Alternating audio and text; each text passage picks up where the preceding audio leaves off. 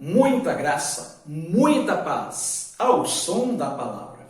Ao som da palavra é um quadro com reflexões bíblicas criado neste canal para abençoar a sua vida. Neste momento, trará a reflexão o pastor Rafael Abdala, pastor da Primeira Igreja Batista em Guarapari. Após você receber essa reflexão, dê o seu like, aperte o sininho para você receber as informações do canal, deixe um comentário, compartilhe esse canal com alguém. Se você não estiver inscrito, inscreva-se, fique com a gente, não perca a conexão. Fique agora ao som da palavra com o pastor Rafael Abdala.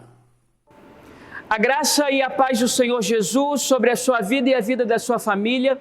Que bom que você está nesse canal para assistir as reflexões que Deus quer trazer ao seu coração. Desde já eu quero agradecer ao nosso querido amigo, ministro de música Adair Tadeu, pela bênção desse convite e essa oportunidade ímpar de falar um pouco e compartilhar um pouco da palavra de Deus com você. E eu gostaria de considerar com você o modo como o Senhor Jesus faz milagres. Porque se há algo que nós podemos sinalizar da forma como Jesus manifesta o seu poder milagroso, é o fato de que não existe uma regra, não existe um gabarito, não existe uma forma única e definida. Jesus cura do jeito que quer e Jesus exerce os seus prodígios da maneira que lhe apraz. O exemplo que eu trago para você é um exemplo que se encontra em Mateus capítulo 8, versos de 1 a 4, em Lucas capítulo 17, nos versos de 11 até o verso 19. Do que se tratam esses versos? Do que se tratam esses episódios bíblicos?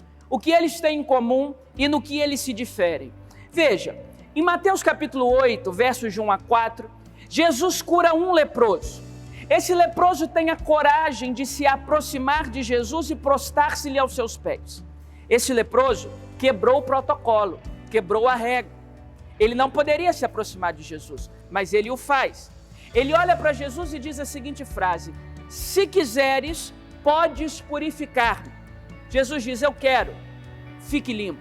E imediatamente aquele leproso ficou limpo. Lucas capítulo 17 nos fala não de um leproso, mas de 10 leprosos que viviam dentro de um leprosário, até porque naquele tempo a lepra era uma doença sem remédio, sem vacina, sem tratamento, cuja única solução era o total isolamento do leproso nesses ambientes tão inóspitos chamados de leprosários. Não tinha cura, não tinha vacina, não tinha tratamento, só restava ao leproso o total e completo isolamento social. Esses 10 leprosos, eles não quebram o protocolo. O texto fala que eles clamam por Jesus de longe: tenha compaixão de nós, tenha compaixão de nós. E que Jesus os responde.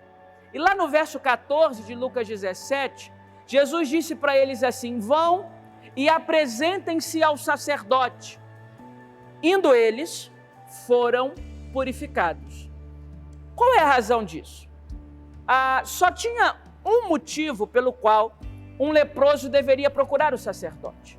E o motivo era, por algum expediente, milagroso ou não, ele tivesse sido raramente curado. Ele procura o sacerdote, porque naquele tempo, segundo Levíticos, o sacerdote é a autoridade sanitária competente para dar o certificado de cura da lepra. Então, quando Jesus diz assim: vão e se apresentem ao sacerdote, Jesus está dizendo nas entrelinhas: eu estou atendendo o pedido de vocês. Agora note uma coisa: Jesus não os cura imediatamente. Jesus manda que eles se encontrem o sacerdote. E aí o texto vai dizer no final do verso 14 de Lucas 17, que enquanto iam, foram sendo purificados. Indo eles, foram sendo purificados. O que isso significa? Que eles não foram curados imediatamente, como em Mateus 8. Na realidade, eles foram curados enquanto caminhavam. Olha que doce, preciosa e profunda lição. Às vezes, Deus nos cura por um ato. Às vezes, Deus nos cura por um processo. Às vezes, Jesus toca no leproso e diz: fique limpo agora.